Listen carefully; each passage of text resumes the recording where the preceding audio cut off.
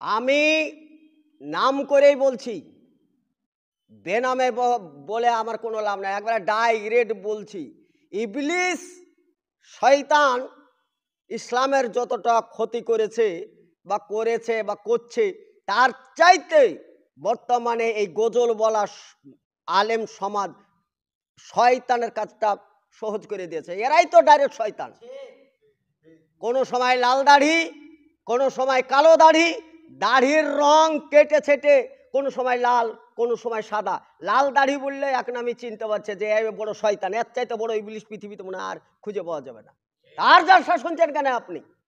আমার ভাই এই হায়দার আলী, কিছুদিন আগে আমি হায়দারের নাম নিয়ে একটা বক্তব্য রেখেছিলাম, কারণ আমি বেলডাঙ্গায় একটা বক্তব্য একসঙ্গে ছিলাম।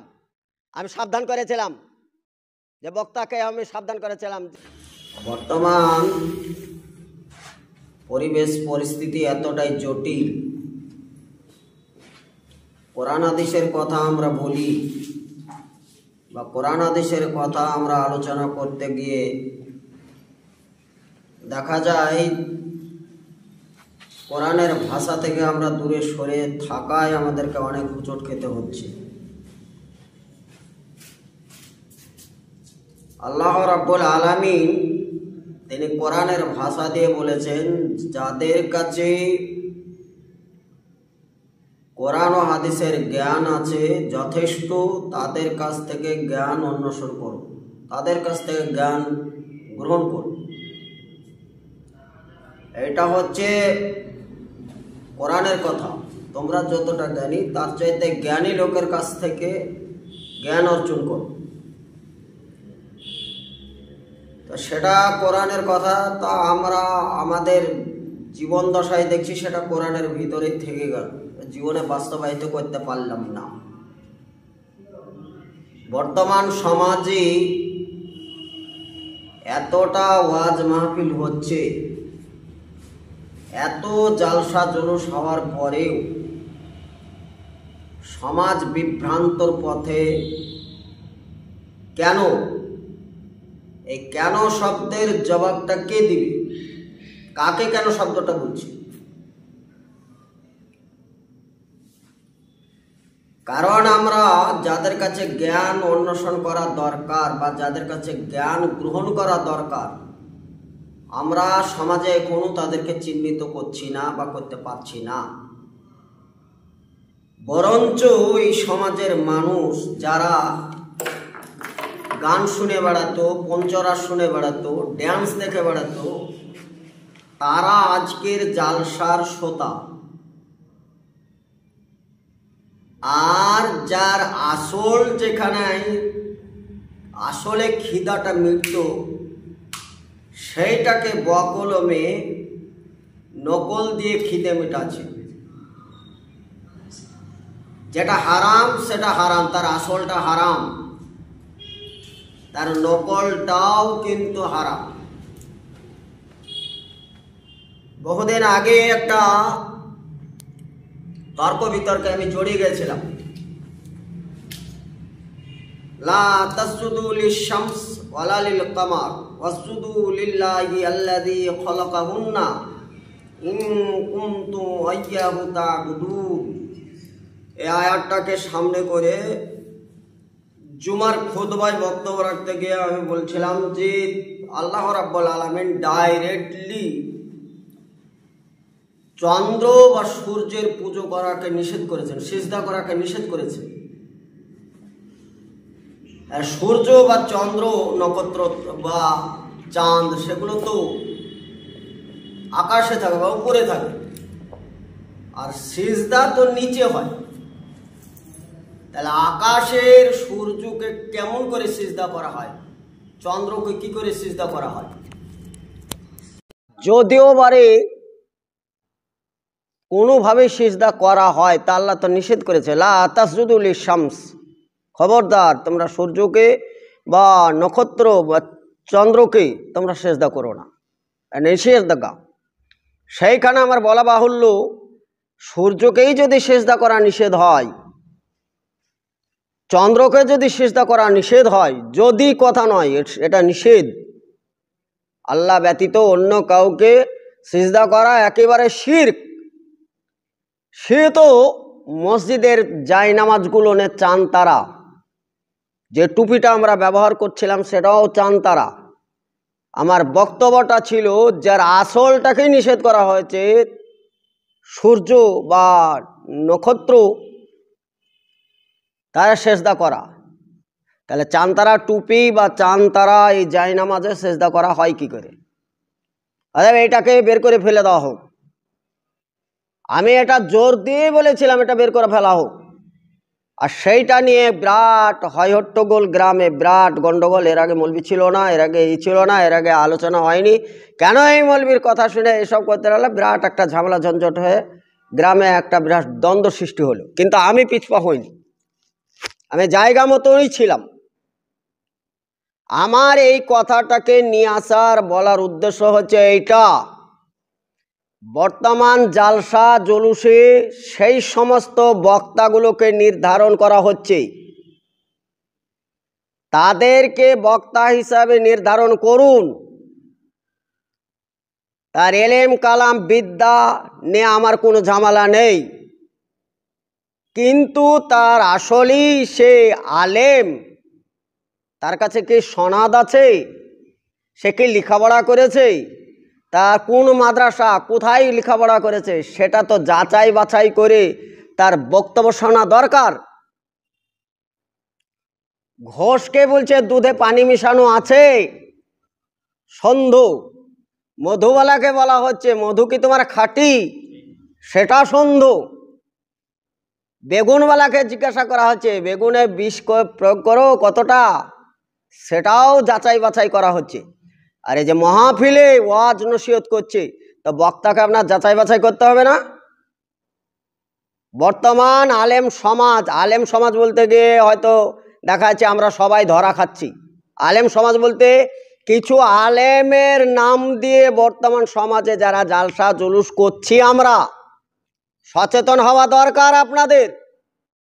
এই কারণে দরকার যে আপনার মাথায় যখন পাগড়িটা আলেম ওলামারা বেঁধে দিয়ে আপনাকে দায়িত্ব দিয়েছিল যে সমাজের কল্যাণ করার জন্যে, সমাজকে দিশা দেওয়ার কথা বলা হয়েছিল, আপনারা রাস্তার ট্রাফিক, রাস্তার পুলিশ, রাস্তা নির্ধারণ করেন, লাল বাতি সবুজ বাতি জ্বালিয়ে কোন গাড়িটা পাস করতে পারবে কোনটা পারবে না।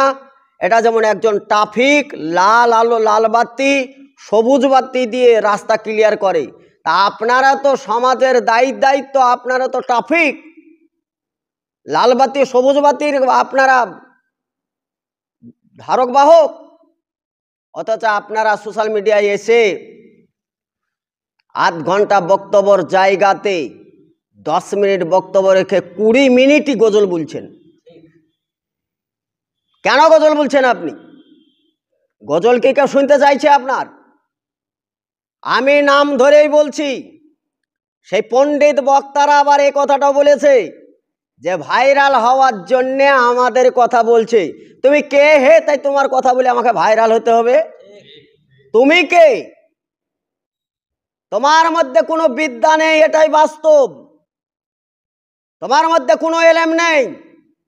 আর ওই সমস্ত বক্তাদের বক্তব্য শুনে ওদের কাছ থেকে এলেম গ্রহণ করা এটাও নিষেধ, এটা হারাম। কেন গ্রহণ করছেন আপনারা?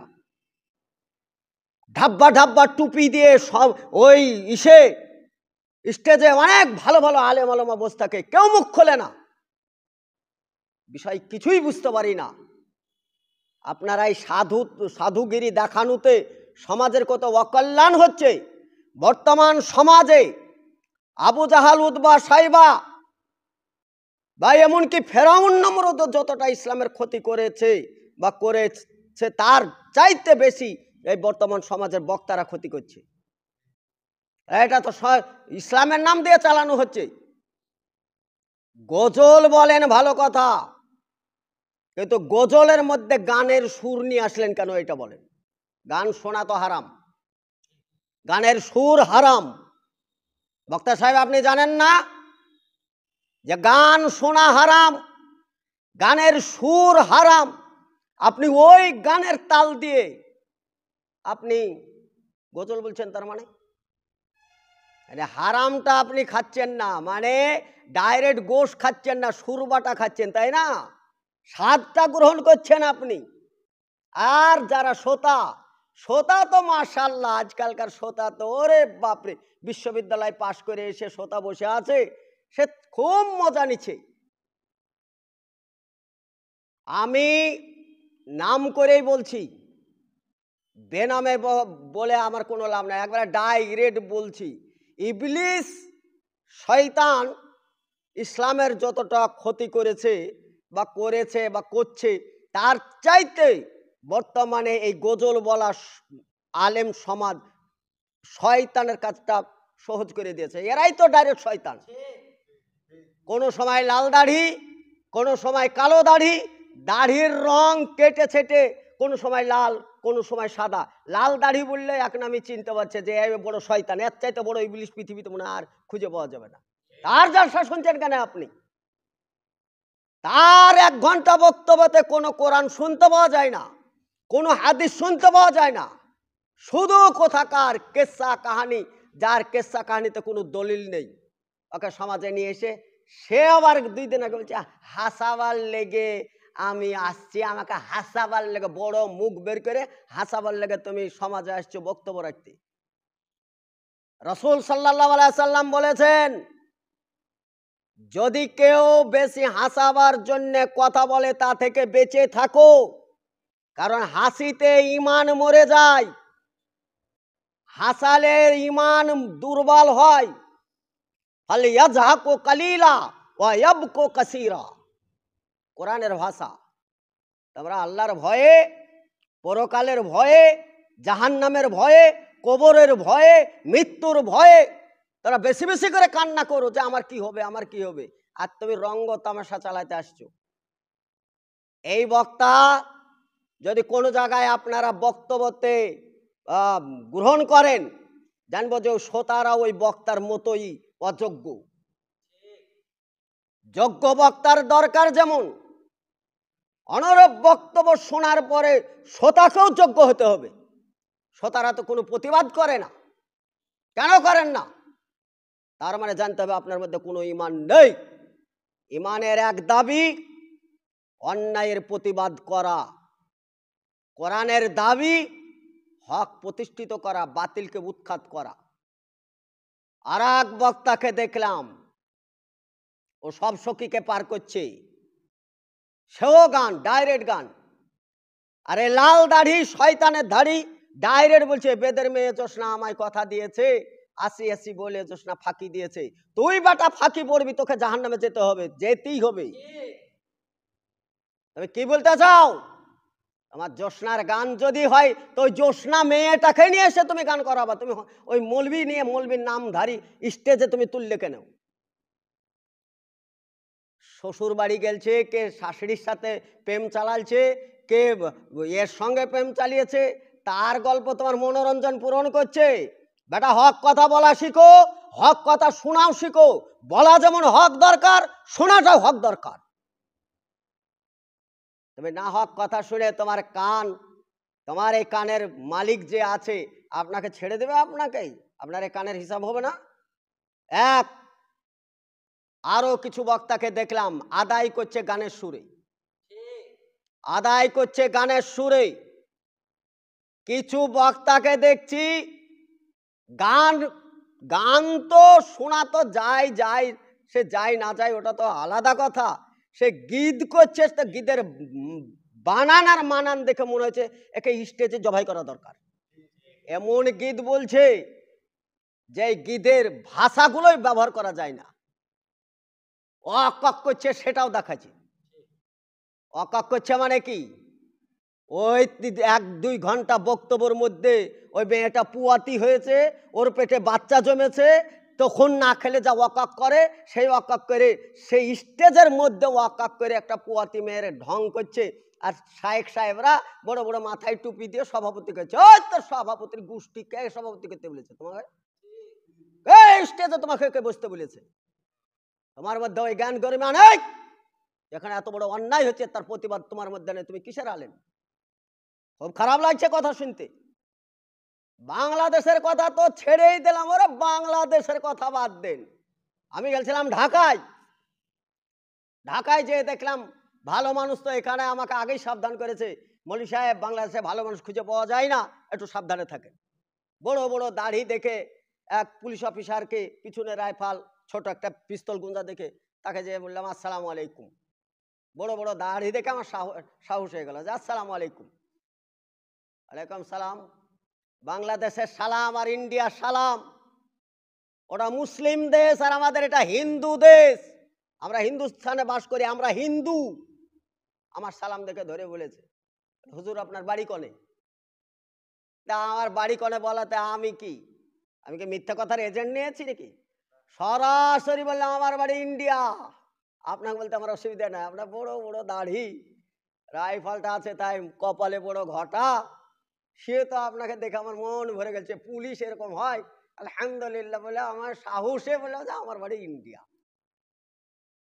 তো আপোষে দু একটা কথা বলে, মুসলিম তো প্রাণ ভরে কথা বলছি। আমাদের ভারতের মুসলিম অমুসলিম চেনা যায় না। পুলিশ হলে তার দাড়ি চেঁচে মাড়ি পর্যন্ত চেঁচে লাল করে থুয়ে দেয়, হাতে বালা থাকে, কানে দুল থাকে, গলায় মালা থাকে। হিন্দু না মুসলিম বোঝা যায় না, সাহসী পাওয়া যায় না সালাম দিতে। সেখানে তো সালাম দিলাম। দেওয়ার পরে দেখলাম যে ঢাকা, আমি একটু লজিক্যালি নিয়ে কথাটা বললাম, হুজুর আমি তো ঢাকায় আসলাম ঢাকা ঢুকি দেখবো বলে। মাশাআল্লাহ আমি গরমের দিনে গিয়েছিলাম, তা সেই সমস্ত মেয়েদের চলাফেরা, ঢাকার মেয়েদের চলাফেরা দেখে আল্লাহ রসুল সাল্লাল্লাহু আলাইহি সাল্লাম বলেছেন, কোন মেয়ে ছেলে দেখলে চোখটাকে নিচে করু। নিচে ওই থাকে চোখ, চোখ ওপরে এমনি টেনে নিচে, এমন পোশাক। আমার মনে হলো এরা কি আসমান থেকে ধপাধপ পড়েছে, এদের মা নেই বাপ নেই, এদের কি গোষ্ঠী কেউ নেই না, এরা কি কি পোশাক রে বাবা। সেন্ডু গেঞ্জি গায়ে দিয়ে বডির যে অংশগুলো ঢেকে রাখা দরকার ওগুলো বুদাম হয়ে পড়ে আছে। আমি ওই অফিসারটাকে বললাম, স্যার আমি তো ঢাকায় এলাম সবকিছু ঢাকা টাকা দেখবো বলে, তো এখানে এসে তো সবই উদাম পাদাম দেখছি, সবই তো উদাম। এত উদাম পাদাম, ইমান বাঁচে? আপনি তো নামাজ পড়েন মনে হয় কপালে এত ঘটা, তা আপনি তো রাস্তায় ডিউটি করছেন, ইমান বাঁচে এতে? আমার কথা আমি যেহেতু ইন্ডিয়ার লোক বলেছি সেহেতু আর কিছু বলার নাই। আমাদের ইন্ডিয়ান অমুসলিম বোনরা পর্যন্ত যে পোশাক পরে অনেক ভদ্র বাংলাদেশের চাইতে। বাংলাদেশে মুসলিম দেশ, মোটা মোটা পায়ের পেটি, সাদা সাদা পেটি ডাইরেক্ট দেখতে পাওয়া যাচ্ছে। আর সেইখানকার তাহিরি হুজুর আছে, হু হু করতেই ব্যস্ত, পর্দার কথা তারা বলে না। এরা সব আলেম, আলেমের জাল্লাহুল এলেম ও জাল্লাহুল আলাম।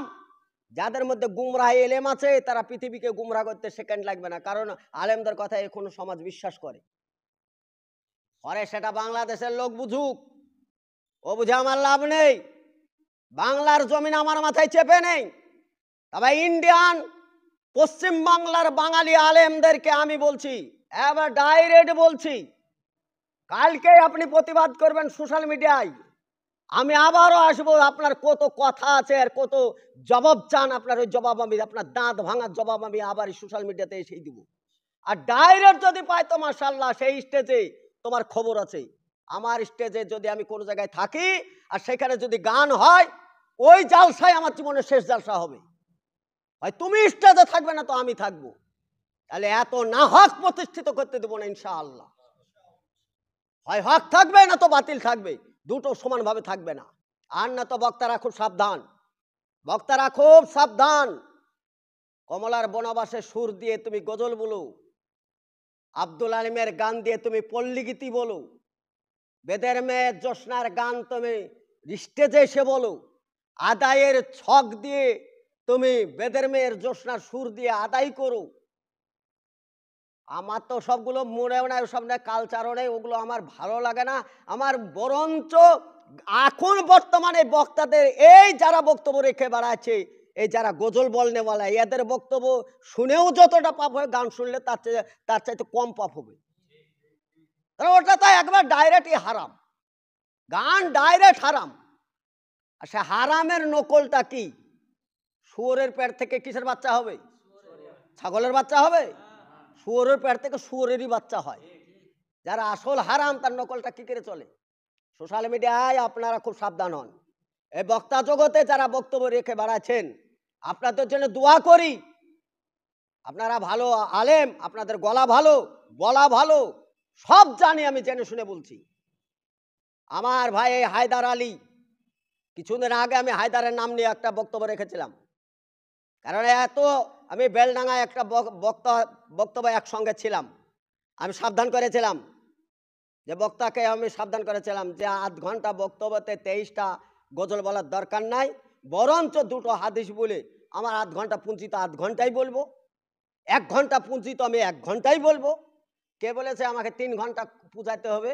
এ লাল দাড়ি, এ শয়তানের দাড়ি বলছে 3 ঘন্টা বক্তব্য রাখলে এই তো এদিক ওদিক বলতে হবে। তো 3 ঘন্টা কেন, 3 মিনিট বক্তব্য রাখার দম আছে? তুমি বলো দেখে আমার সামনে বক্তব্য রাখো।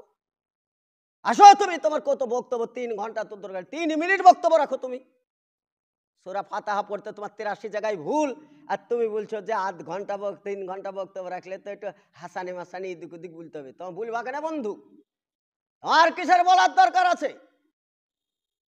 অতএব যারা এই সমস্ত বক্তাদেরকে যারা আপনারা দাওয়াত দিয়ে নিয়ে আসছেন, আপনারা শিক্ষিত মূর্খ লোক, আপনারা শিক্ষিত গান্ডু লোক, আর আপনাদের জ্ঞান গরিমা আপনাদের কবর দিয়ে এসছেন। আপনাদের জ্ঞান কাজে লাগান না আপনারা, না তো তাদেরকে খুঁজে বেড়ান আপনার জালসা লাভ করার জন্যে।